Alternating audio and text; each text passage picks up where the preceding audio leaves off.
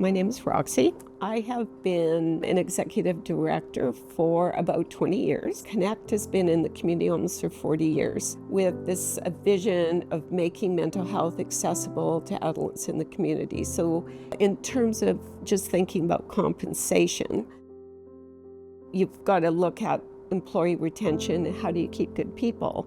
And I think there's always been this idea around, well, you should expect to make less just because you work in the not-for-profit sector. And it's hard to keep good people because you can work for government organizations and make significantly more, sometimes have better benefits and have pension plans. How do I keep those people wanting to do the work for less money?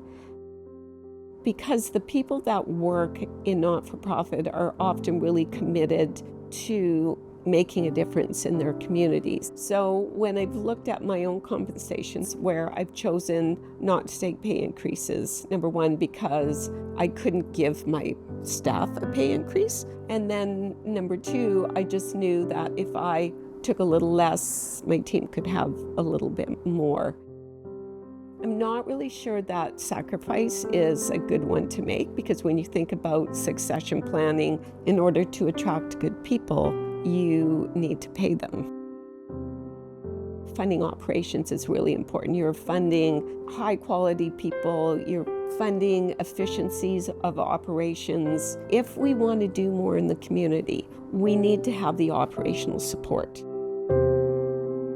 My name is Lori Kronyk, and I'm the Executive Director of Wahkohtowin Wellness Services Association. Our organization is an Indigenous-led nonprofit that provides inclusive services to all Indigenous people across Canada. It's very challenging to try and access any kind of funding. I'm running into is that as an Indigenous organization, I'm finding that a lot of Indigenous funders don't understand the difference between for-profit and not-for-profit and how those models are different. The whole administrative end of things looks different. In addition to that, I mean, there's definitely some challenges being Indigenous. There's just a sense of whether or not I'm going to handle the funding appropriately. It seems like there's a lack of trust for Indigenous people, whether we're going to mishandle it or misuse it or just not provide the services at all. I feel like I have to prove myself a little bit more.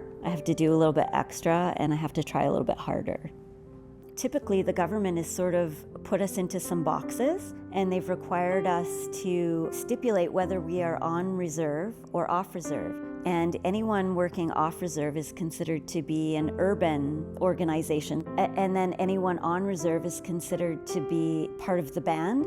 I don't know why we have to fit in those boxes and why we can't just look at this in a more flexible and holistic kind of way and just work together. If we could create these collaborative care centers, we could engage in cultural exchange programs where we teach each other and we mentor each other into how to run these organizations in a way that is suitable to wherever we're located. My name is Carmen Rempel, and I serve in the role of Executive Director at Kelowna's Gospel Mission. Kelowna's Gospel Mission exists to feed, shelter, and care for people experiencing homelessness. We do this through a multiplicity of different services spread out throughout the community. Everything from outreach services to people living rough outside on the streets, to our low-cost dental clinic providing essential oral health care for people who couldn't afford it otherwise, and lots of things in between. I spend a lot of time thinking about how to attract and retain good talent. We run a complex service that operates 24/7. We work in emergencies, high needs. It's very unique individuals who come and enter in this work.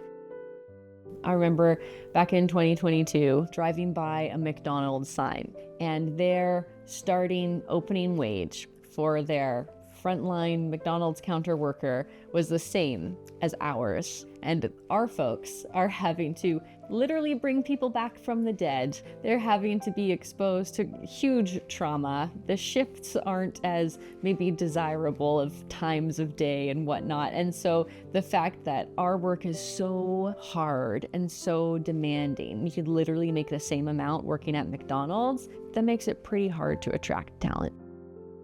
There's a poverty mindset when it comes to nonprofit work. One thing that I've seen in board members who come in is that administration is like a 4-letter word, right? We don't want to spend money on admin. We need to spend money on the programs. But that's actually really short-sighted and simply very bad strategy. We have to rethink about how we're investing in the work and in the workers so that we can actually accomplish good. It's about scalability, right? This is actually just using good business logic, but for some reason we don't want to apply it for the not-for-profit sector. And that's wasteful. Just because people have decided to work in this sector, it's not because they couldn't make it in business, but it's because they're driven by a different value set. We need to value the work differently. We need to compensate people who do this work differently if we actually are committed to changing the world. My name is Fei Liu, and I'm the Executive Director of OCCA Communities Association. OCCA Communities Association is a nonprofit organization where the multicultural umbrella organization providing services to everyone in Central Okanagan, mainly the immigrants and newcomers, including refugees. We provide immigrant settlement services such as ESL classes, skills training, and child care for the immigrants' families, seniors programs.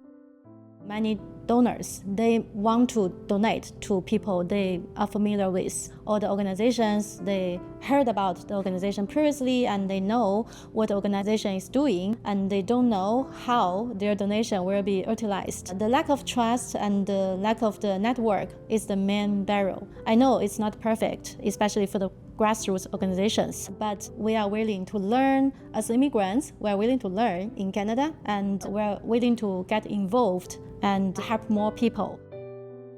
We really wish we can get more resources to equip us, because the mission of OCCA is empowered immigrants so that they can succeed in the new land.